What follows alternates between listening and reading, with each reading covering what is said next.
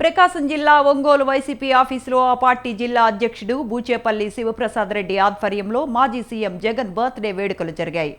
ఈ సందర్భంగా పేదలకు బట్టలు పంపిణీ చేశారు. అనంతరం రక్తదాన శిబిరం నిర్వహించి నేతలు, కార్యకర్తలు రక్తదానం చేశారు. జగన్ మాజీ సీఎం అయినా ఆయన పథకాలు ప్రతి ఇంట్లో నేటికి ప్రజల మనస్సుల్లో ఉన్నాయని బూచేపల్లి అన్నారు.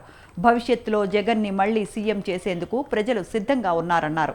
ఈ కార్యక్రమంలో జెడ్పీ చైర్మన్ బూచేపల్లి వెంకయ్యమ్మ, జిల్లాలోని వైసీపీ నాయకులు భారీగా పాల్గొన్నారు.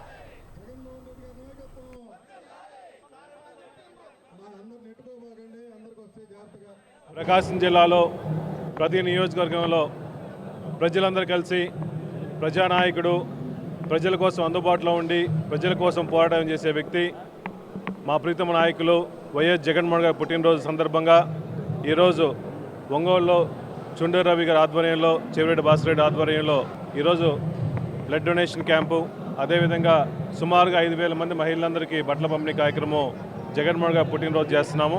మా నాయకుడు ఎంత గొప్ప వ్యక్తి అంటే గతంలో ఎప్పుడు లేని విధంగా ప్రతి పథకాలు కూడా పేదవాళ్ళకు అందించిన వ్యక్తి.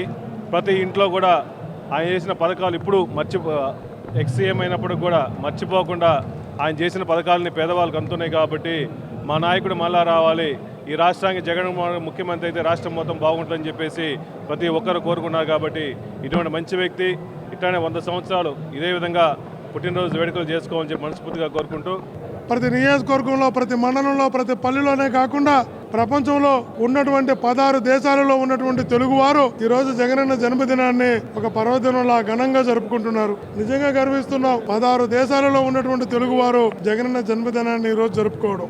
For the people, from the people అంటారు.